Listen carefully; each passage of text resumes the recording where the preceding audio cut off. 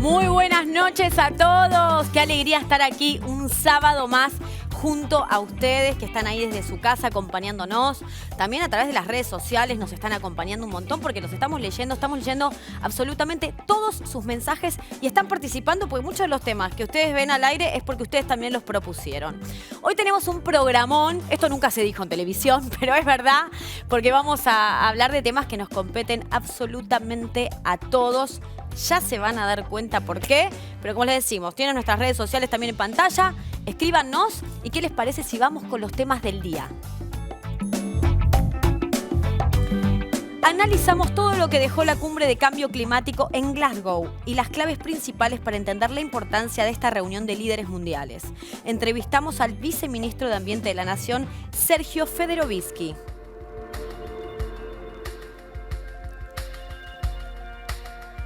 Estudiantes de la UNSAM ganaron una prestigiosa convocatoria internacional que reinventa las ciudades desde el cuidado ambiental. Nos visitan los protagonistas de este ambicioso proyecto Valvanera 2030.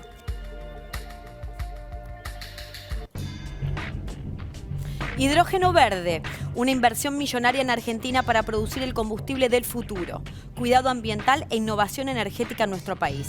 Charlamos con Gabriel Correa Perelmuter, que nos va a contar de esta nueva tecnología.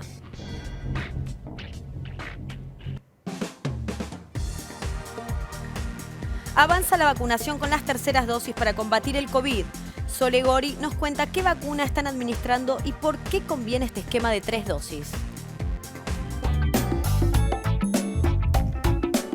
Y aquí seguimos con más desde el conocimiento y me encanta estar acompañada por ella, que además de bella, simpática, que sabe un montón, Silvina Birz, bienvenida. Pero qué gusto estar acá, Majo. La verdad que acompañarte es un placer. Me encanta que estemos acá de compañeras de programa. Sí, y aparte, en mi caso aprendo un montón. Yo también aprendo. Hoy sobre medio ambiente, parece. Hoy sobre medio ambiente. Hoy sobre medio ambiente. Y ahora nos vamos a meter en un tema que tiene que ver con todo lo que es el cambio climático, el calentamiento global, que es, digo, lo que nos compete absolutamente a todos y que está bueno informarnos para saber desde nuestro lugar qué cosas podemos modificar para favorecer esto y no contribuir cada vez más al calentamiento global, ¿no es cierto? Pero vamos a presentarlo a él, que está vía Zoom.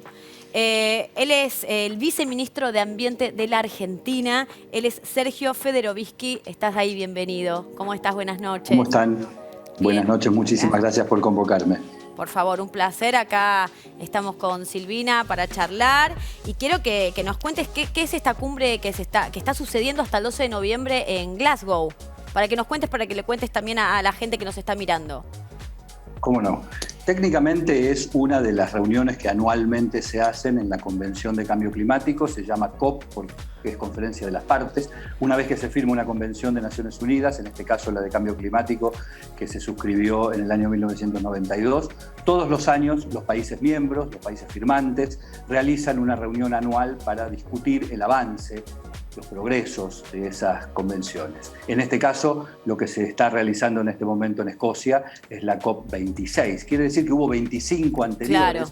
Pero la particularidad y lo que hace que sea tan importante es que, como todos podemos comprobar que el estado del planeta en materia de cambio climático va empeorando progresivamente y las acechanzas y amenazas del calentamiento global son cada vez mayores, en cada una de estas reuniones depositamos la expectativa, la esperanza de que por fin se puedan alcanzar acuerdos sólidos, permanentes, persistentes en el tiempo, que den un resultado positivo a esto que ya es un flagelo a escala global y que está afectando a muchísimos países, entre ellos la Argentina. Basta ver con la bajante del río Paraná para comprobar las consecuencias del cambio climático. Sí, y además, digo, uno pensó que con la pandemia esto como que dijimos, bueno, un año del cese de actividades, por ahí esto iba como a disminuir. Y no solo eso, sino que estamos en el récord del número, del límite, ¿no es cierto? En cuanto a gases, digo, concentración de gases que sean el efecto invernadero. Sí, porque lamentablemente la pandemia no fue quizás la bisagra que todos imaginábamos que podía ocurrir, sino por el contrario, pasada la pandemia o estando ya en el tramo final de la pandemia, lo que aparece es una urgencia por recuperar la actividad económica, cosa que es lícita, por supuesto, claro, sí, pero que debiera ser acompañada de otras medidas que permitan que no podamos llegar a una nueva instancia como la pandemia o que las amenazas del cambio climático vayan disminuyendo. Y para eso necesitamos modelos de producción y de consumo mucho más sustentables que los que tenemos.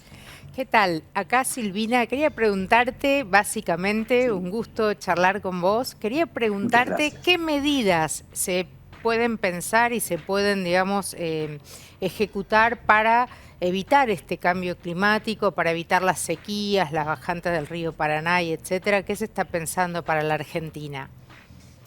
Aclaremos que las consecuencias del cambio climático ya están entre nosotros. No es algo que va a ocurrir en algún momento del futuro próximo, sino que está produciéndose y, como decía recién, la bajante del río Paraná o la secuencia de incendios forestales o las sequías cada vez más prolongadas son una manifestación muy clara de eso. Países como la Argentina, que no son grandes contaminantes a escala mundial, no son grandes proveedores de gases de efecto invernadero a la atmósfera, tienen que cumplir, además del rol que les corresponde éticamente de disminuir esos gases, por ejemplo, a través de una transición energética, tienen que tener políticas de adaptabilidad. Es decir, prepararse para el escenario que se está construyendo en este momento y que indudablemente va a ser muy probablemente cada vez más adverso. Y vos hablabas recién de la Argentina, que decís que es uno de los países que no son de los grandes contaminantes. Sí, yo estuve, leyendo acerca del tema. Los grandes contaminantes es Estados Unidos y China, ¿no es cierto? Uno de los mayores. Estados Unidos, China, India, Rusia, la Unión Europea. Para que entendamos la dimensión del total de gases de efecto invernadero, 5 países, mejor dicho, 4 países y la región que corresponde a la Unión Europea, explican prácticamente el 70% de la emisión de gases de efecto invernadero. Y del mismo modo, hay un dato que a mí me gusta señalar permanentemente, es que el 71% de esos gases de efecto invernadero son emitidos a la atmósfera por 100 empresas.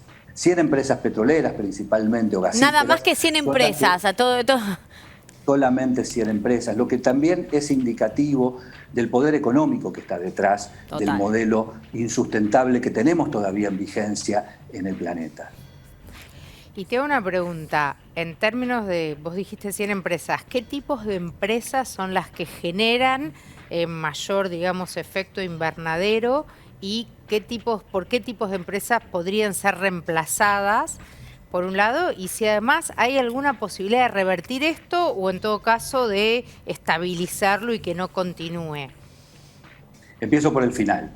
Los científicos que asesoran a Naciones Unidas señalan que hay un umbral de 1,5 grados de aumento de la temperatura promedio del planeta que se considera un punto de no retorno. Esto es traspasado ese umbral, va a ser imposible volver a un equilibrio anterior y muy probablemente las condiciones sean claramente peores y muy difíciles de discernir o de imaginar o de pronosticar.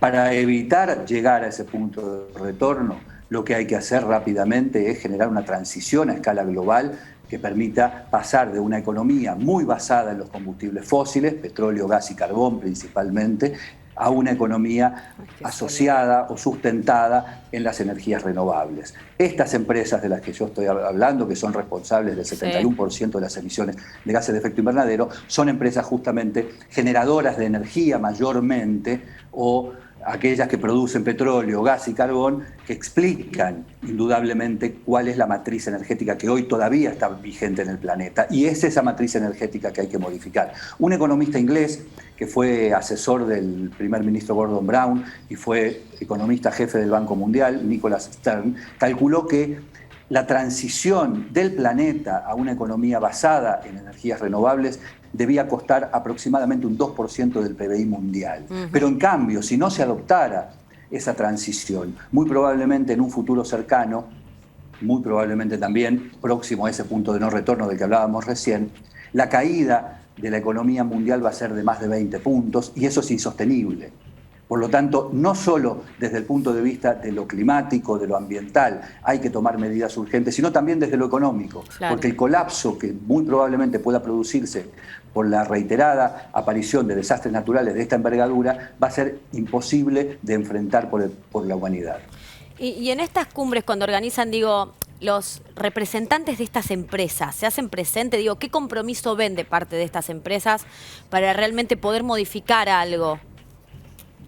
La verdad es que lo que se observa principalmente es un compromiso oral, declamativo, muchas consignas, mucha transición a favor de la sustentabilidad, etcétera, etcétera.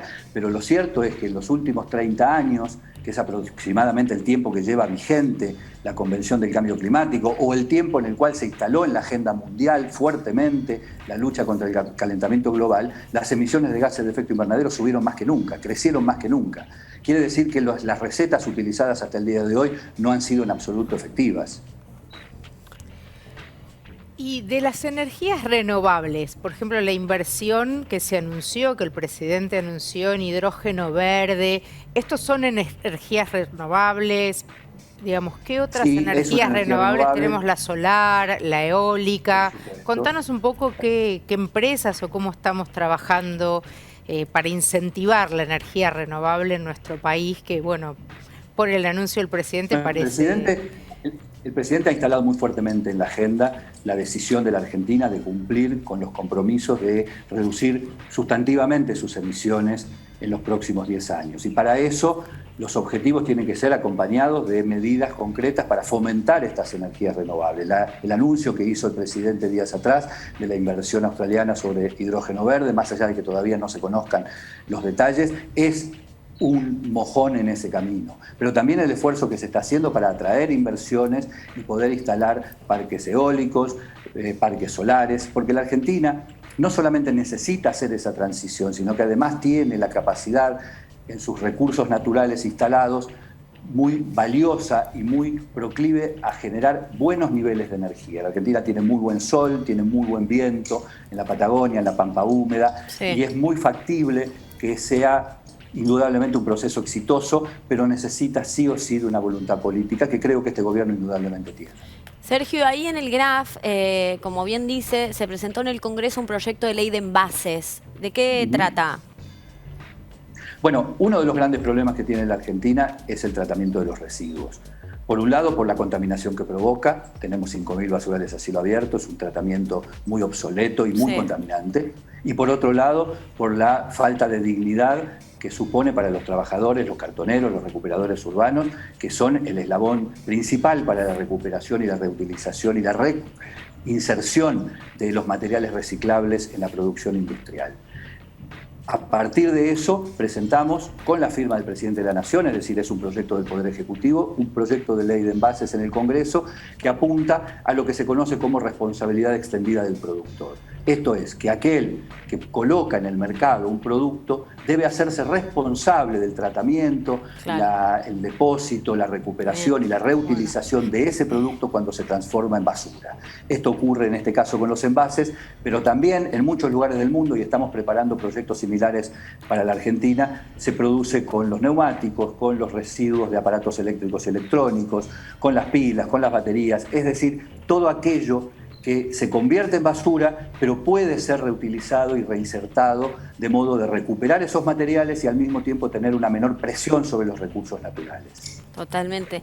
¿Y hacia dónde vamos? ¿Hacia dónde va el planeta? ¿En qué deriva esto en unos años, no? Digo, hasta el punto donde decís que ya no hay vuelta atrás, digamos, que es irreversible. Es muy difícil saberlo, es muy difícil pronosticarlo. Uno intenta no ser apocalíptico, pero la verdad es que los pronósticos que brinda la propia ciencia son muy poco alentadores. Vamos muy probablemente a un mundo con muchos desequilibrios ambientales, con muchos desequilibrios climáticos, pero que además opera sobre un mundo profundamente desigual, en donde indudablemente los sectores más vulnerables son los más proclives de sufrir las consecuencias más dramáticas de esos episodios, porque no tienen las condiciones como para poder enfrentarlos.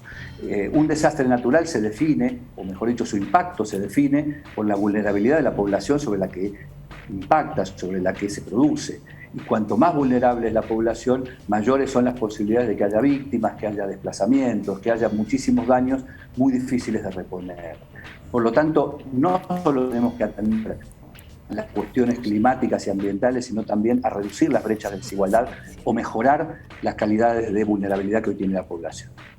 Perfecto, perfecto. Sergio, bueno, muchísimas gracias. La verdad es un tema que nos preocupa a todos, lógicamente, así que seguramente nos vamos a volver a encontrar en otra entrevista, esperemos con buenas novedades.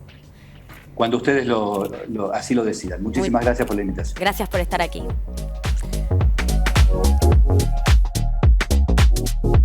Y ahora sí, vamos a presentarlos a ellos. Son estudiantes de la UNSAM. Ellos ganaron una convocatoria que se llama Students Reinventing City. El proyecto es Valvanera 2030. ¿Qué significa Valvanera 2030? Este proyecto nos van a explicar. Bienvenidos José Luis Ayala y Sol Miller. ¿Cómo les va? ¿Qué tal? Gracias. Buenas noches. Hola, gracias. Bueno, Gracias cuéntenos por qué es... invitarnos. No, por favor, un placer. Cuéntenos a la gente y a nosotros qué es el proyecto Valvanera 2030. El proyecto Valvanera 2030 es una intervención en una zona de Valvanera con el fin de generar mayor sustentabilidad en el barrio. Para esto utilizamos múltiples intervenciones puntuales, que ahora vamos a desarrollar un poco, las cuales trabajamos en diferentes ejes. O sea, para resumir un poco, para ir contándole a la gente, ustedes ganan una convocatoria, el proyecto es ir por los barrios, elegir un barrio para ver de qué manera poder disminuir el tema de los gases en cada barrio. ¿Esto es así? No exactamente. A ver, explícalo.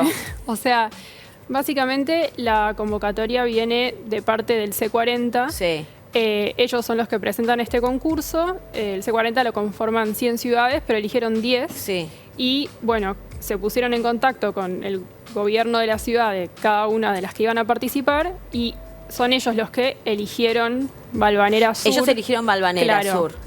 no podíamos nosotros elegir el barrio, sino ok. que ya era como algo estipulado. Pero es esto que te digo, el tema de ustedes tienen que caminar las calles del barrio Claro. para ver cuál es la necesidad del vecino Exacto.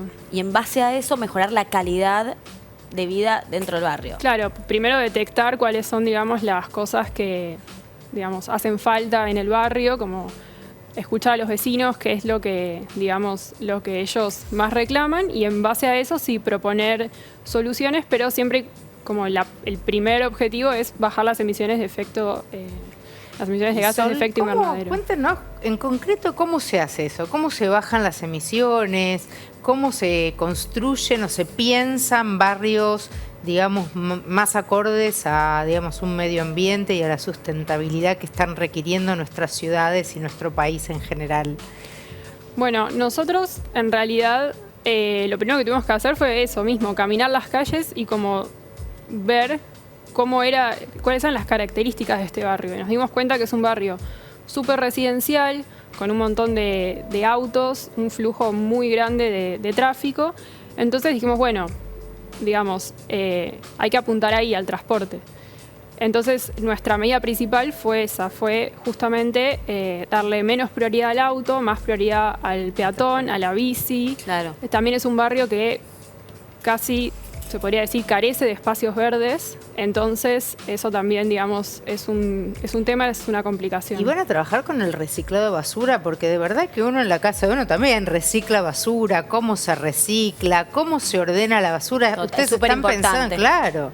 No solo con el reciclado, sino que además uno de los puntos fuertes de la iniciativa es que Valvanera, un barrio que históricamente, digamos, le costó estar con estas iniciativas, pase a ser un distrito sustentable íntegramente. ¿Viste cómo hay distritos que son, bueno, tenemos el audiovisual, la información? La idea es que Valvanera se transforme en un distrito pionero en lo que es la sustentabilidad. en Buenos Modelo. Aires. Claro, como Exacto. para después copiar en otros, Claro, ¿no? todo con un foco muy Totalmente. fuerte de punta a punta y que se muestre que es una intervención que se puede hacer en un barrio que actualmente tiene unos indicadores que quizás no sean los mejores, pero va a salir bien, va a mejorar y le va a mejorar la calidad de vida a todos los vecinos y la gente que pase por ahí. Y los vecinos, cuando hablaron, Luis, ¿qué necesidad manifestó el vecino de Valvanera? Múltiples necesidades. Hay temas, bueno, para empezar de tránsito, pero también temas como la calidad de vida, como decías, es un poco complicada en un barrio por ahí sin espacios verdes, no hay lugar para reunión, no hay tanto lugar como para que uno, bueno, pueda sacar una banqueta y tomarse un mate, y eso genera como una desconexión con el barrio, genera falta de sentimiento de pertenencia, Claro. te desconecta de lo que es la rica historia y cultura de ese barrio. Pero tiene una historia y han pasado un montón de cosas allí, entonces la idea es que la gente pueda sentir ese vínculo con la zona en la que vive. Y también en eso lo pensamos que hay muchas colectividades en la zona, pensamos que es una zona donde también hay muchos edificios históricos y la idea es, en la propuesta están incluidos, bueno, puntos que hacen que la gente pueda pensar en todo esto mientras está tranquila, sentada, tomándose algo, ahí jugando con los chicos, un ambiente seguro, Claro. donde pueda desarrollar estas actividades. Bueno, mi abuela tomaba mate en la vereda. En la vereda, quiero típico de decirlo, barrio, claro. Entonces son El prácticas atardecer, que van en la vereda, atardecer. se juntaban con los vecinos. Era como y ese es el ritual del barrio, eso es lo lindo. Sí, como, sí. no sé, solíamos ir a jugar a la vereda A también la con los vereda, amiguitos. tal cual, los chicos a la pelota, a veces hasta en la calle, porque en las Sí, calles más tranquilas no donde no pasaban tanto. pasaban. Ahora ya no se ve tanto, No, ya pero no se ve en casi. otras épocas era posible y me parece que es un poco volver a eso, ¿no? Claro, Pero Sí. por otro lado, debe haber algunas conductas que ustedes esperen de los ciudadanos, de los vecinos, que puedan ayudar. ¿Qué conductas? Para ver cómo mejoramos nosotros. Claro, fundamental. Nuestra calidad de vida también, aunque no sea en Valvanera. O sea, en base a conductas, no sé si nosotros planteamos tanto como que los vecinos tienen que plantear conductas, sino que al revés, como Al que revés. a partir de nuestro rediseño, nuestra Claro. reinvención del espacio, que el vecino solo Claro. tenga ganas de pasar más tiempo ahí. Generar esas ganas, ¿no? Exacto, como invitar a que el vecino se sienta más cómodo, más seguro con Y que, todas por estas ejemplo, los cuestiones. colectivos, en vez de que pasen por las calles más angostas, que vayan por la avenida, por ejemplo. Exacto, claro, ese ahí es el experto. Ese es el experto. Vos es que sos estoy estudiante de... Sí, estoy terminando la maestría en transporte en la Universidad de San Martín Ah, bien. y también soy sociólogo por la UBA, o sea, un poco en cada. Muy bien, completo. Pero para tener un enfoque integral, porque una de las claves de este proyecto es que somos muchos investigadores y muy diversos. Bueno, Eso les iba a preguntar, ¿cuántos son y de qué carreras hay? te comento, somos 8. Sí, Somos 4 mujeres, 4 chicos. bien. Tenemos de la UBA, somos 4 también. Bueno, yo me voy a contar doble acá, pero Claro. somos 2 chicos que son sociólogos también, Clara y Fede. Después otro chico de arquitectura, Trini y Mati. Y Sonia, si querés presentar vos a la UNSAM. Bueno, nosotros además de eso tenemos como otro eje que es el ambiental, donde estoy yo y mi compañera Eugenia, que estudiamos ingeniería ambiental. Bien. Y después está Facundo, que es de relaciones internacionales, que digamos toca un poco de todos los temas. Así que es un grupo bien interdisciplinario y eso la verdad que marcó la diferencia, porque lo que uno no sabía, lo sabía el otro.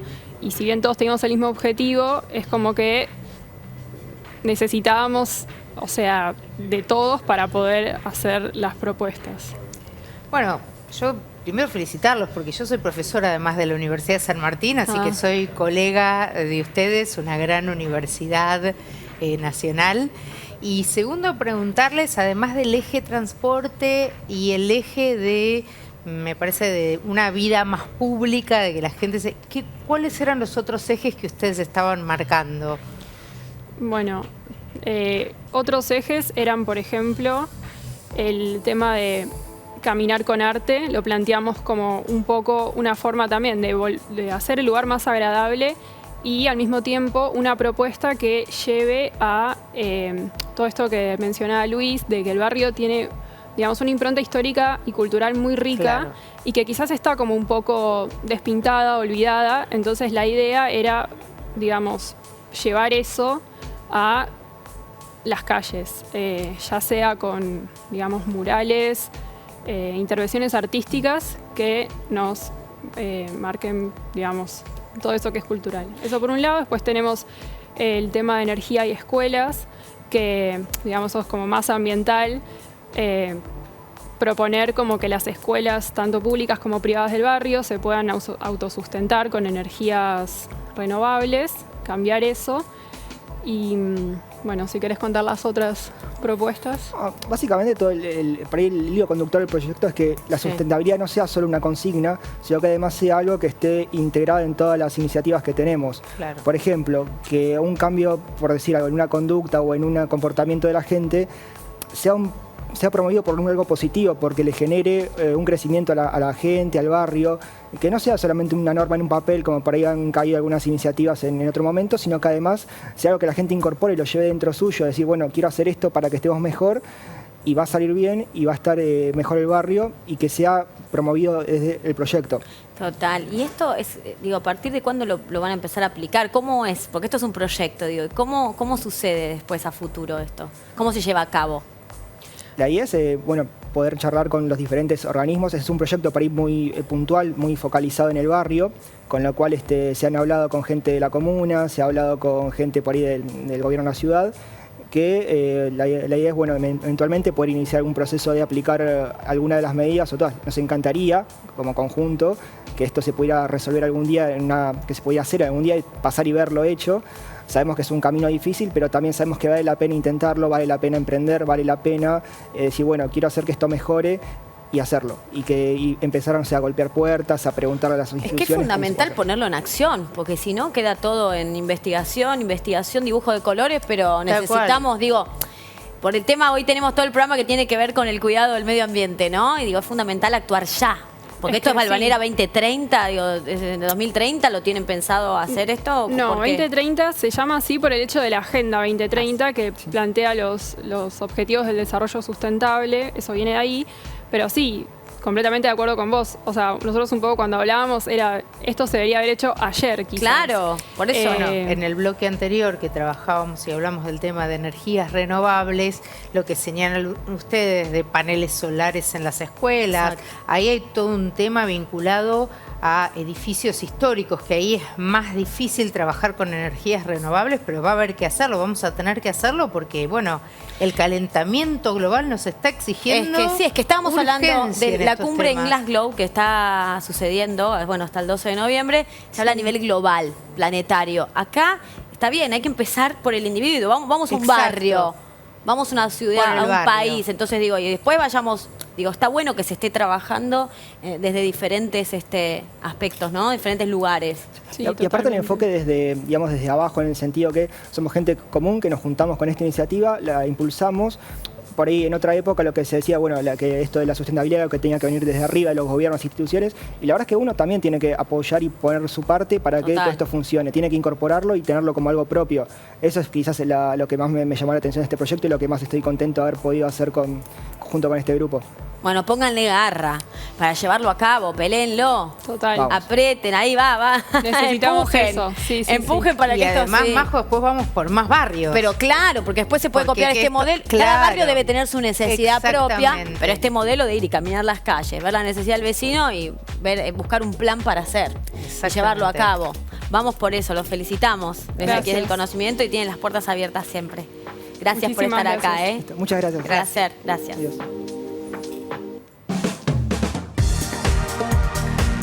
Y ahora sí llegó el momento de enterarnos absolutamente de todo. Vamos a ver las noticias universitarias.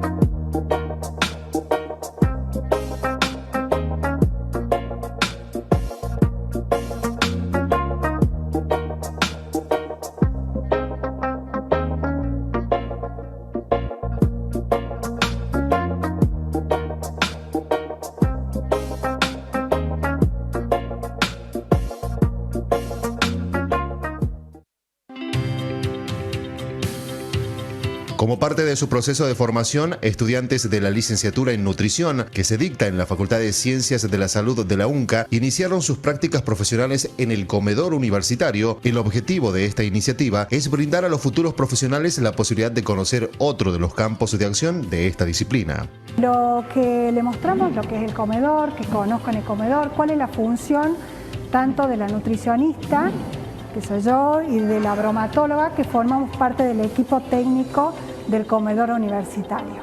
Para ello es muy enriquecedor esta experiencia de poder conocer cuál es el campo que tiene el nutricionista. Estas prácticas se tratan sobre la administración en servicios de alimentación y sobre dietoterapia.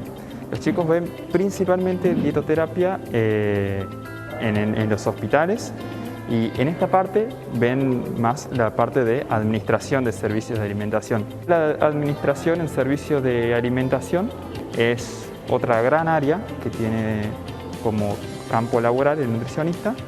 Y bueno, la idea es entrenar a los alumnos y a las alumnas para que estén muy bien capacitados en esta área. Por su parte, el secretario de Bienestar Universitario, Bruno Latrónico, manifestó al respecto. La verdad que estamos muy contentos de poder abrir el espacio del comedor para las distintas carreras de la Universidad de Catamarca. Como lo dijo el rector en su momento, que el comedor debería ser un espacio de encuentro de los estudiantes. Hoy contamos con alumnos de la carrera de nutrición que van a realizar prácticas en estos días y la semana que viene. Así que bueno, nada, estamos contentos y bueno, tratando de volver a una cierta normalidad, ¿no?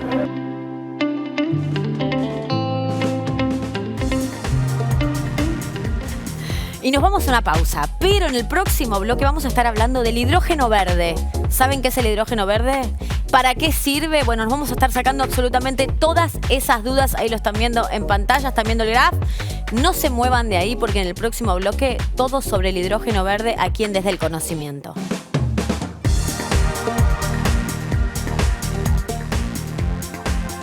Nuevo bloque aquí en Desde el Conocimiento. Y ahora llegamos a un tema, Sil, que vamos a preguntar desde nuestro desconocimiento, ¿no es cierto? Para justamente aprender, y la gente que está en su casa supongo que también está en la misma que nosotros. Vamos a hablar con un especialista, escuchen bien, en almacenamiento de energía mediante hidrógeno y baterías secundarias. Seguimos con todo el tema del medio ambiente, cosa que me encanta para ir, ¿viste? Clave. Sí, es clave no para queremos no queremos seguir aumentando el calentamiento global, ¿no? Queremos disminuirlo. Claro. Hay un punto que ya no hay vuelta atrás, pero lo que se pueda disminuir, ahí estaremos haciendo cada uno, poner nuestro granito de arena, de eso se trata. Vamos a presentarlo a él, que está vía Zoom, que es Gabriel Correa Perelmuter. Hola, buenas noches, Gabriel. Buenas noches, ¿cómo les va? Muchísimas gracias. Un gusto estar acá. Un placer que estés acá. Y como recién te presentamos, queremos hablar nosotras, o sea, desde cero, que nos expliques a nosotras y a nuestro público también, al público Desde el Conocimiento, de qué se trata esto de almacenamiento de energía. Vos sos ingeniero mecánico, doctor en energía, investigador del CONICET también. Queremos hablar del hidrógeno verde. ¿Qué es el hidrógeno verde y cómo se utiliza? El tema de la semana. Es el tema de la semana, total. Pues sabés que yo, llevo ya varios años trabajando en el tema y jamás, desde que empecé a trabajar con esto, he tenido tanta necesidad de explicar cuál era mi tema de estudio como ahora en buena hora, días. Pero en buena hora. En buena hora, ¿no? por supuesto. En buena hora de que esto se sepa, total. Al fin. Absolutamente, no. La verdad que nos ha dado la posibilidad de explicarlo porque era un tema, difícil de explicar de otra forma. Total.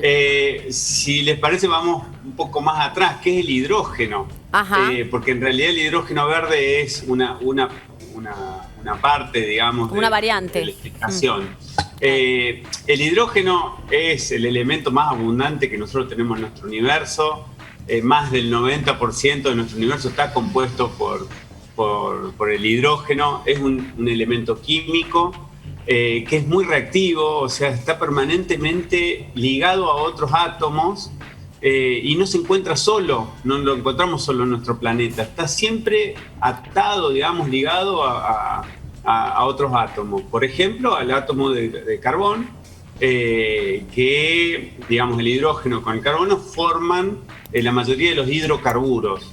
Pero también está ligado al oxígeno y ahí, digamos, forma el agua. Claro. El agua es H2O, digamos, esa H es el hidrógeno. Claro. Entonces, como no se encuentra solo, para nosotros obtener hidrógeno necesitamos producir algún, digamos, proceso energético que tiene sus características, digamos, hay distintos procesos para obtener hidrógeno. El más conocido hoy y el más desarrollado y el que más se utiliza en el mundo es el método que se llama reformado de vapor, digamos, que parte desde un hidrocarburo, un gas, el gas natural, y se hace un proceso por el cual se obtiene hidrógeno, pero también hay una altísima emisión de gases de efecto invernadero. El hidrógeno verde particularmente es el hidrógeno que se produce a través de la electrólisis del agua. Ajá. ¿Qué es la electrólisis del agua? Es la separación de la molécula del agua en un átomo de oxígeno y 2 átomos de hidrógeno. Este proceso se realiza, digamos, a través de un dispositivo que se llama electrolizador. Hay distintas características y tecnologías de electrolizadores. Sustancialmente tenemos 3 electrolizadores fundamentales, pero lo que hace el electrolizador es la separación electroquímica de la molécula del agua en oxígeno e hidrógeno a través de esta reacción. Esta reacción necesita una corriente de electrones, o sea, una corriente eléctrica. Esa energía eléctrica puede provenir de fuentes renovables. Entonces nosotros podemos obtener hidrógeno del agua mediante un proceso en el cual no hubo emisiones de gases de efecto invernadero. Por eso se lo llama hidrógeno verde, pero una vez que yo genero el hidrógeno es un gas, como cualquier otro gas, incoloro, inodoro, insípido. Sí. No es que sea verde, digamos, no tiene color verde. Es un gas, digamos, se lo denomina verde por el proceso de obtención del mismo. Claro. Y te hago una pregunta, Gabriel. Mi nombre es Silvina y quería preguntarte para qué se usa. Me dijeron que para la industria automotriz, ¿verdad? Pero seguro que hay muchísima más utilización del hidrógeno verde. ¿Y qué otros combustibles podría reemplazar el hidrógeno? Bueno, mira, hoy el hidrógeno se produce y se produce hace muchos años. El hidrógeno se conoce hace más de 200 años, digamos. Ya Julio Verne dijo que el agua será el combustible del futuro y efectivamente estaba hablando del hidrógeno. El hidrógeno se conoce hace mucho tiempo como combustible porque aparte es un elemento químico que tiene una gran capacidad calorífica, digamos, tiene mucha energía contenida. Tiene muchas dificultades relacionadas con la seguridad y relacionada también con que es un gas muy poco denso. O sea, es un gas que yo necesito comprimirlo mucho para poder obtener cantidades necesarias, digamos, para las aplicaciones. Concretamente, ¿en dónde se aplica? Hoy se aplica para, por ejemplo, en la industria de los fertilizantes, digamos. La mayoría de los fertilizantes, la urea, se realiza, digamos, como materia prima con el hidrógeno. Pero, digamos, se lo está pensando el hidrógeno desde hace ya mucho tiempo como forma de descarbonizar nuestra economía y nuestra industria y nuestros sistemas de transporte y demás. ¿Cómo? Bueno, porque el hidrógeno como combustible puede reemplazar el gas natural en aplicaciones donde la mayoría de la industria tiene procesos térmicos. Esos procesos térmicos utilizan combustibles fósiles. Nosotros podríamos reemplazar estos combustibles fósiles con hidrógeno en una primera instancia. Este hidrógeno verde tiene, digamos, su costo está muy fuertemente impactado por la calidad y la cantidad de la energía renovable que se utiliza después para producir la electrólisis. ¿En qué sentido? Tenemos que tener grandes cantidades de viento, pero sobre todo, digamos, un viento de mucha calidad que se sostenga durante mucho tiempo. Eso hace que Argentina, el sur, digamos, nuestra Patagonia y la Patagonia chilena tengan costos potenciales de producción de hidrógeno verde de los más baratos en todo nuestro planeta. Y por lo tanto, obviamente, Argentina tiene una ventaja comparativa con respecto al resto del mundo. El problema para mí es que, digamos, este anuncio, digamos, al menos de lo que se conoce hasta hoy, han anunciado que el hidrógeno producido es completamente para exportación, porque básicamente hay grandes economías del mundo que ya decidieron, posterior a la pandemia, modificar su matriz energética y transicionar hacia, digamos, energías renovables, particularmente vehículos eléctricos con baterías y posteriormente con celdas de combustible, o sea, utilizando también hidrógeno dentro de su matriz. Estas economías, hablo de Alemania, Japón, China, Corea y demás, no tienen posibilidad de producir a un bajo costo hidrógeno verde. Entonces se lo van a solicitar a las regiones como las nuestras, claro, que tenemos esta ventaja las comparativa. Condiciones, claro. Bueno. Tenemos las condiciones porque tenemos digamos, un recurso extraordinario. Total. En nuestra Patagonia y en nuestro norte, pero también tenemos que tener cuidado porque la materia prima para hacer esto es agua. En el proyecto han anunciado que van a, digamos, al menos de lo que yo escuché de Agustín Pichot, que es el representante en Latinoamérica, que van a utilizar agua de mar y por lo tanto van a hacer un proceso de desalinización. Yo no lo tengo tan claro porque el proceso de desalinización es un proceso muy costoso, económica y energéticamente. Sí, y entonces, ¿qué pensás? Que no creo que se va a hacer con agua dulce. Claro, no están diciendo la verdad. No sé, digamos, la verdad que no lo sé. Me parece que hay que esperar un tiempito a leer el proyecto con más detalle. Creo que hay algunos números que no están bien en la cantidad de hidrógeno que pretenden producir. Ahora, Gabriel, sí. Te hago una pregunta sobre este tema del hidrógeno verde. Se sigue investigando, ¿verdad? O sea, la idea es seguir buscando modos de abaratar los costos de producción de hidrógeno verde, ¿correcto? Absolutamente, digamos. Bueno, nosotros en nuestro país, Argentina tiene y fue pionera en la región con los desarrollos relacionados con hidrógeno. Yo trabajo con hidrógeno acá en nuestro país desde el año 2011, que me doctoré en Italia y me vine a trabajar, me volví a trabajar acá y demás, pero hubo muchísimos y muchísimas científicos y científicas que trabajaron en el tema de hidrógeno mucho tiempo antes. Y bueno, estamos permanentemente en la búsqueda de materiales y de desarrollos que nos permitan abaratar los costos de la producción de hidrógeno para justamente ser competitivos contra el hidrógeno gris, pero sobre todo con esta motivación nosotros en nuestra región de poder generar la soberanía tecnológica que nos permita desarrollar los equipos en nuestra región. Totalmente, claro. Y que no suceda un poco lo que está sucediendo con el litio, que es que exportamos en su totalidad nuestro recurso, el litio en carbonato de litio o incluso en algunos casos en salmuera, y compramos las baterías hechas, digamos. O sea, no primarizar la economía, sino que generar las cadenas de valor agregado necesarias para que las podamos realizar acá. Y en este caso particular, el tema del agua es un tema complejo, porque, digamos, nosotros vamos a producir hidrógeno con agua. Si es agua de mar es una historia, claro, pero si es agua dulce, dependiendo de dónde se saque, el emplazamiento donde esté la producción, es otra historia que me parece que hay que incorporarla en la ecuación, porque nosotros producimos hidrógeno con nuestra agua, el hidrógeno después se exporta. Sí. Después vamos a recuperar ese agua, pero en otra región del planeta. Sí, un despropósito. Claro, sí. Igual, aparte, la buena noticia de todo esto es que Argentina tiene por los vientos un potencial importante para la producción de hidrógeno verde. ¿Es correcto, Gabriel, esto, no? Absolutamente. Sí.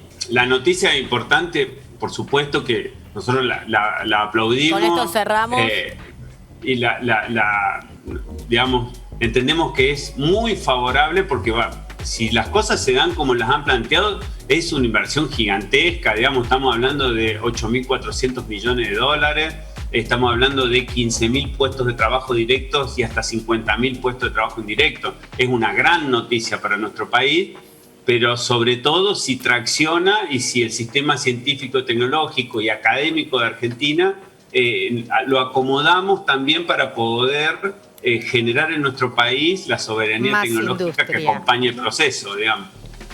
Claro, y agregamos valor a la producción de hidrógeno verde. Totalmente. Absolutamente. Bueno, esto da para que podamos descarbonizar nuestra economía también. Esto da para un segundo capítulo, Gabriel, claramente. Con todo gusto. Gracias, gracias por toda tu información, por estar aquí presente Desde el Conocimiento y por tu trabajo. Bueno, muchísimas gracias a ustedes y que tengan lindas tardes. Gracias.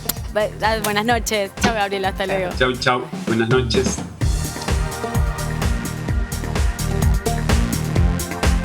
Y ahora sí, nos encanta escucharlos a ellos. ¿Saben por qué? Porque como todos los sábados tenemos la voz de los protagonistas.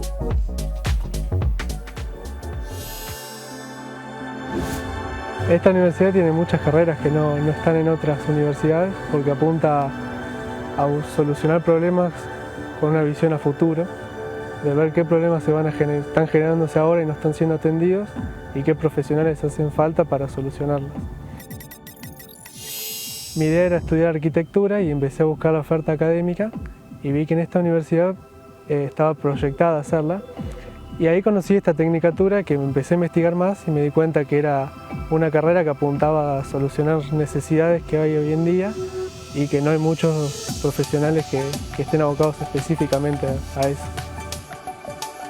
Nosotros podemos colaborar en el ámbito público o privado, podemos asesorar a inmobiliarias, podemos trabajar asesorando a municipios, a gobiernos provinciales también para elaborar planes de ordenamiento territorial con una visión a futuro de cómo se va a expandir el territorio.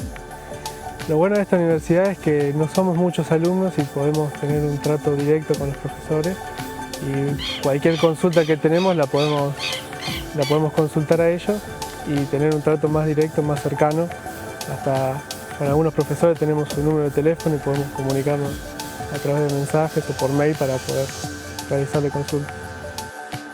Es una gran oportunidad poder venir a estudiar acá porque la universidad está ubicada en un lugar muy lindo para vivir y además tiene una oferta académica que no se da en otras universidades y que apunta a ser muy conocida en el futuro.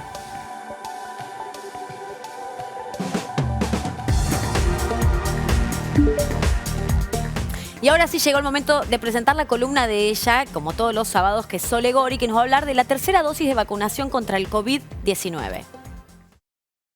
Hoy les voy a contar qué es esto de las terceras dosis. ¿Son dosis adicionales? ¿Son refuerzos? ¿Las necesitamos todos? ¿Quién se las tiene que dar? Bueno, ¿por qué decidimos también arrancar con las dosis adicionales?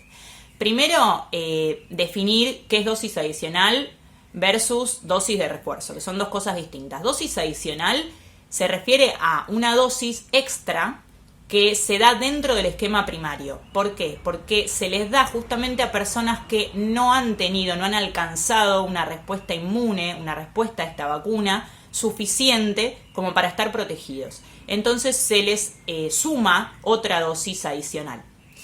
Por ejemplo, este es el caso de personas, como vamos a ver hoy, el objetivo justamente de esta nueva campaña es proteger a las personas con algún tipo de inmunocompromiso, es decir, que tienen comprometido su sistema inmune, ya sea por tratamientos, por enfermedades que pueden tener o por distintas particularidades que tiene su sistema inmunológico o por personas que son mayores de 50 años y que han sido vacunadas con una plataforma de virus inactivado que se sabe que con el aumento de la edad la respuesta inmunológica queda por debajo de la media, ¿sí? Bien. La dosis de refuerzo o booster también se le llama a una dosis que se da luego de 6 meses generalmente de terminar el esquema primario y que tiene que ver con cómo va cambiando la respuesta del sistema inmune a través del tiempo y cómo entonces necesita una nueva exposición al virus o a pedacitos del virus, dependiendo de la vacuna, justamente para volver a responder rápidamente y eficazmente, ¿sí? Esas son las dosis de refuerzo, pero son para personas que sí han tenido una respuesta suficiente en su momento, pero que con el tiempo esa respuesta naturalmente va decayendo. De los dos tipos hay ya ejemplos en nuestro esquema de vacunación. Por ejemplo, en la dosis adicional se da en la vacuna quíntuple y en la vacuna contra la polio, y en la dosis de refuerzo o booster, por ejemplo, ya se dan las triples virales y la doble bacteriana. Bien, ¿por qué hacemos esto? ¿Cuál es la justificación? Bueno, la situación epidemiológica en este momento, el comienzo de la circulación, que hay una mayor circulación de la variante Delta y que es más transmisible, ya lo sabíamos, la menor efectividad que tienen las vacunas en personas con algún tipo de inmunocompromiso o inmunosupresión, y la inmunosenescencia, que es un término quizás complejo, pero que se refiere a esto, cómo va decayendo la respuesta inmunológica con el paso de los años en las personas con edad avanzada, adultos mayores, que tienen principalmente en las vacunas inactivadas, y la relación que hay entre la mortalidad por COVID-19 y la edad, ¿no? Como mayores de 50 años justamente son los que más riesgo tienen de mortalidad. Por esto es que se definió que se va a dar una dosis adicional, no de refuerzo, adicional, o sea, para completar el esquema primario, a personas con algún tipo de inmunocompromiso o independientemente del esquema que hayan recibido, del tipo de vacuna que hayan recibido, porque justamente se establece que estas personas no alcanzaron, independientemente de qué vacuna hayan recibido, por los estudios que se están haciendo y que se han evaluado justamente las respuestas en personas con este inmunocompromiso, que no alcanzan esa respuesta suficiente y entonces, independientemente de qué tipo de vacuna se le haya dado, se le va a dar esta dosis adicional. Son personas que, por ejemplo, están recibiendo tratamientos oncológicos, que son receptores de trasplante de médula ósea o de trasplante de órgano sólido, que tienen tratamientos inmunosupresores justamente para poder realizar ese trasplante. Personas con inmunodeficiencia primaria, es decir, que de nacimiento, moderada o grave. Personas que conviven con HIV, por ejemplo, que sabemos que también afecta al sistema inmunológico, y personas con tratamiento activo con dosis altas de corticoide, que es justamente una medicación supresora, ¿no? Bien, obviamente estas personas al momento de la vacunación tienen que llevar la orden médica que justifique que son personas que tienen algún tipo de inmunocompromiso, y el otro grupo son personas de 50 años o mayores de 50 años que hayan recibido vacuna a virus inactivado. En nuestro país sería Sinopharm. Bien, entonces, esta dosis adicional que se va a dar con un intervalo mínimo entre dosis de 4 semanas, es decir, desde la última dosis que hayan pasado 4 semanas para poder recibir esta dosis adicional, y dependiendo de la edad se va a dar un tipo de vacuna u otra. ¿Por qué? Básicamente porque personas con inmunocompromiso pueden tener desde 3 años, o sea, se les va a vacunar a personas con inmunocompromiso que tengan desde 3 años a adultos. Entonces, las personas de 3 a 11 años se les va a dar Sinopharm, que es la que está aprobada para ese rango etario. Personas con inmunocompromiso de 12 años a 17 años se les va a dar vacunas a ARN mensajero, que son las que se les está dando actualmente a ese rango etario. Personas que tengan 18 o mayores de 18 años con inmunocompromiso se les va a dar o Sputnik o AstraZeneca, dependiendo de la disponibilidad, es decir, vacunas de virus a virus no replicativo o adenovirus. Y en el último caso, las personas de 50 años o mayores que recibieron Sinopharm, es decir, a virus inactivado, van a recibir AstraZeneca, es decir, virus que también son no replicativos. Bien, espero que haya quedado claro. Les mando un saludo y a vacunarnos todos. Ahí estamos. Bueno, ya nos tenemos que despedir. Llegamos al final del programa, Sil, se nos pasó volando. Se nos pasó volando. Me encantó este programa. Medio ambiente, un tema clave. Todo el tiempo, vacunación también, la tercera dosis. Importantísimo, cual. ¿no? Que se vacunen. Sí, tenemos que incentivar a toda la población a que realmente se vacunen, a los chicos, a los adolescentes y a los adultos, ¿verdad? Todos. La vacuna hace la diferencia. Absolutamente, absolutamente. Y todo lo que hagamos como cosa individual también hace la diferencia en cuanto al medio ambiente. Esto nos quedó claro también en el programa de hoy. Gracias por acompañarnos, me encantó. Un placer, Majo. Que estés acá, Un Sil. gustazo, Muy genial. todo mío. Te espero. Volvé el sábado que viene. Pero cuando quieran. Y a ustedes también los esperamos el sábado que viene, si Dios quiere. Que tengan un buen domingo mañana. Les mando un beso enorme. Hasta la próxima.